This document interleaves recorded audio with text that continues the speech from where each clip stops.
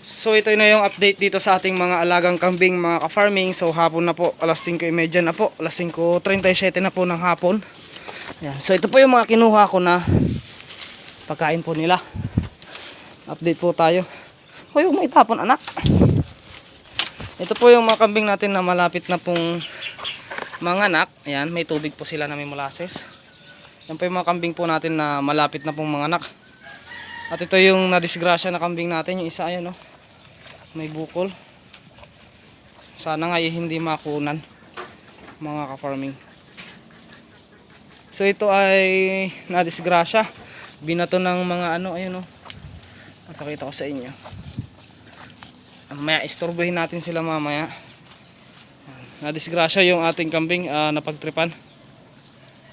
Pero okay naman po sila mga ka-farming. Hintayin lang natin matapos ito at ipapakita ko sa inyo yung sugat niya. Ayan o. Ang laki po ng bukol. Ang sumampa po rito ay red bower. Ngayon po, binato po ito ng mga di ko mawaring mga tao. Talagang mababait. Ayan o. Ang laki.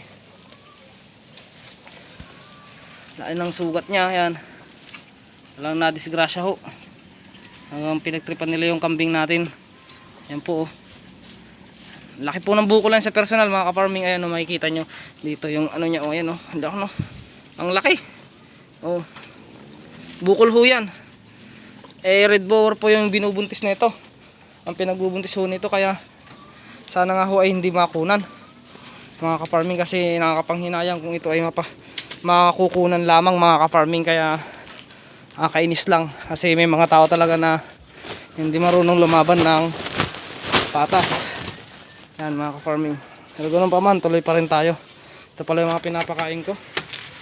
Ganun talaga mga ka-farming. May mga tao talaga na pagkakainggitan ka. Ayan, may mga bago rin tayong tali na binili. Kasi tatali na ho natin sila lahat. Nakatali na ho yan lahat. Binili na ho natin. Yung sugat nyo na yun, 3 days na ho yun. Ngayon ko lang po in-update. Ngayon ko lang ho kayo in-update kasi hindi po ako nakakapag-vlog ng maayos. Yan, ngayon ko lang ho kayo in-update. Pero 3 days na ho yan. Yung sugat nya. At ito pong mga kambing ko na to mga ka-farming ay ayan o. Kaya sobrang ilap nya. Kasi syempre yun nga, kawawa naman si Itang. Ayan. Sakali ay makarecover siya. Ito naman po si Tubal. Ayan. Sobrang pasaway, ubod ng pasaway si Tubal. Ayan. Hindi ko ho siya pinapataba ng husto si Tubal kasi may mga siniservisan din po ako.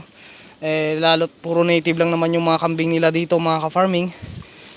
Kaya hindi ko po pinapataba ng husto si Tubal. Hindi ko talaga siya pinapataba kasi nga mahirap na, baka mamaya mapisak din yung native. Kaya yung tamang may makain lang yung ating kambing, itong bulugan, para na sa ganun naman ay hindi lang ano. Pero malakas ho yan, malakas ho itong kambing natin. Po yung mga update. Tingnan nyo naman ho kung gaano ka tatakaw po kumain yung mga kambing natin. At yung pinapakain ho natin ay yung ganito po oh. May mga kangkong po, kangkong. At saka po itong mga ito, hindi ko alam kung ano po pangalan nito, yung pa-heart na yan na damo. Gustong gusto ho nila yan. Kaya kung meron po kayong ganyang klaseng damo ay kunin nyo ho. Kasi kung mapapansin nyo ho, ayan ho, gustong gusto ho ng mga kambing natin yan. Yan. Tignan nyo kung paano po kainin Tubal oh. Walang tapon. Gustong gusto ho ng kambing talaga natin yan. Tubalog mo na silang awayin. Dito naawa ko rito sa isa na to. Kasi nga ganun nga yung nangyari sa kanya mga ka-farming. Talagang ano lang din. Ito po ay malapit na rin pong mga anak si Pangit. Talagang ano dyan Pangit? Inaabot-abot mo yan? Sige, tutulungan kita. Ilalapit ko sa iyo. Huwag kang mag-alala. Ilalapit ko sa iyo. Hoy, tagpe. Wala ko, awayin mo na naman si Pangit eh. Wala ka nang ginawang tama. Po, ilalagay lang tayo ng tubig din sa hapon para ano, para makainom sila. Yung mga gustong uminom ay makakainom. Yun po. At nandito naman po yung itong anak po nito ay nandito po sa taas. Bigsan lang natin yung ilaw ng cellphone natin. Ito po, binigyan ko na ho sila. So 2 days, 3 days na po yata nakakulong itong mga kambing natin na to. Sinasanay na rin ho nating mawalay sa kanyang nanay. Although iyak pa rin ng iyak, pero makasasanay din naman itong mga kambing natin. Pag nasanay na yan na nakakulong, magiging matakaw na ho yan sa damo kasi wala na hong kumbaga kung ano yung bibigay natin, yun na lang yung kakainin, kaya mas magiging agresibo sila sa pagkain ng damo. At ito yung ibinili natin na isa. Yan po, ubod ho ng takaw. Papagandahin ho natin yung katawan yan kasi payat. Sa loob po siguro ng mga ilang araw ay isang buwan ganon ay mapapataba na ho natin yan. Kinukondisyon lang ho natin na ikinukondisyon. Pupurgahin, papaliguan natin. Pero sa akin hindi pa ho. Kaya lang ho muna natin siya dyan na maganyan. Pero papaliguan ho natin yan lahat. Ito po yung mga kambing natin. Pumasok na yung dalawa, yung magnanay. Ito po. Sa pag-aalaga ho ng kambing ay wala naman hong sikreto. Basta lang ho, mahalin ho natin yung mga kambing natin ay okay na po. Napapansin nyo, yung last vlog ko mga ka-farming is dito ko sila ikinulong yung dalawa. Gawa nga ng malilikot at napakaliliks eh, tumatalon, lumulusot yan. Kaya linipat natin sa kabila. Yan po. Patakot kayo doon, ang dami na pagkain doon. Kumain na kayo doon. Yung mga kambing natin na ubod ng sisipag kumain. Ito po si Tagpi ay talagang walang kupas ho, talaga ang ganda ng katawan. Talaga po talagang maganda ho talaga ang katawan ni Tagpi. Kaya ito po ay matanda na ho ito mga ka-farming, matanda na po. Tanda na pero ngayon ay agresibo pa naman. Kayang-kaya pang mga anak. Sa akin naman hanggat pulutin lang ho natin to habang nagsasalita tayo. Habang kaya pa, hanggat kaya nila, kahit na matanda na yung mga kambing ko mga ka-farming, hanggat kaya pa nilang mga anak, hindi ko sila binibitawan, hindi ko sila binibenta. Ikinikip ko pa kasi syempre malaki pa hong pakinabang ho yan sa atin bilang isang mag-aalaga ng kambing. Yung mga katul din po tayo, yan po pinakakatul ko mga ka-farming. Sipag lang talaga, sipag.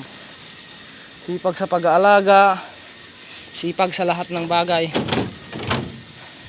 Bigyan ko nga ito. Bigyan ko ng damo. Dito ko ilalagay sa gilid. Kasi naawa ko rito sa isa na to. Ito pang kuha tayo ng damo dito. Para dito. Ayan, kainin nyo. Huwag lang kayong maingay. Ayan, kainin yung dalawa yan. Binigyan ko ho yung dalawa kasi kawawa naman ho. Ang damo naman ay nakukuha lang. Kainin yan. Yan po, binigyan ko sila dito kasi sila yung laging naapi, kaya sila yung bibigyan natin din ng pabor. Babantayan natin. Yan o, kasi inaaway nun eh. Farming, nakakulong po yung mga kambing natin. Yan po. Yung mga bago nating kambing, andyan nakakulong po. So ito po yung update dito sa ating munting kulungan. Ito po yung mga buntis kong kambing. Ayan. Ayan po. Ayan po sila. Ito lang po, update lang po tayo. Ang bilis nilang naubos yung dalawang sako, ay yung isang sako na kinuha natin. Sinaglit lang. Pero mamaya, babalik-balikan nila yan mga ka-farming. Hanggang bukas maubos na yan. Babalik-balikan nila yan.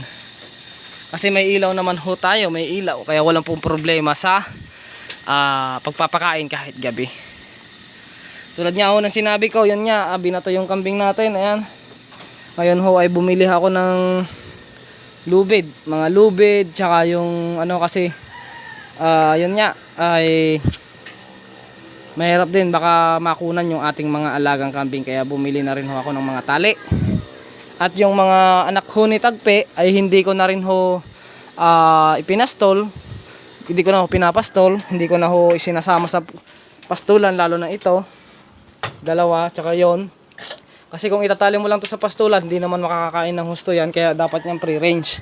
So dahil may source naman tayo na pagkukuhanan ng damo, hindi ko na ho sila tinatali. At ikinukulong ko na lang ho at kumukuha na lang po ako ng damo mga ka-farming. So ganun lang ho talaga. Sa pag-aalaga talaga ng kambing, hindi talaga maiwasang may mainggit. Pero ganun pa man mga ka-farming, wag pa rin tayong pabadalos-dalos sa desisyon natin, wag tayong magagalit kasi yun nga, pagsubok lang sa atin to. Siguro reason rin yun kung bakit nadisgrasya yung kambing natin kasi nga baka may kapabayaan din tayo at mayroon talagang kapabayaan kasi nga pinapakulan lang natin yung kambing natin. Kung baka nagtiwala tayo sa pastulan lang mga ka-farming, nagtiwala tayo na i-pre-range lang sila, which is maling-mali yun dahil kailangan din na talaga nating talian para lang sa ganun naman hindi makaperwisyo sa iba. So yun lang mga ka-farming, sana may natutunan ka at sana nakapag-update ka ulit dito sa aking munting kulungan. Share nyo lang itong aking video mga ka-farming, pakishare nyo naman po yung aking video at mag-comment na rin kayo dyan mga ka-farming. So hanggang dito na lang at peace out sa ating lahat.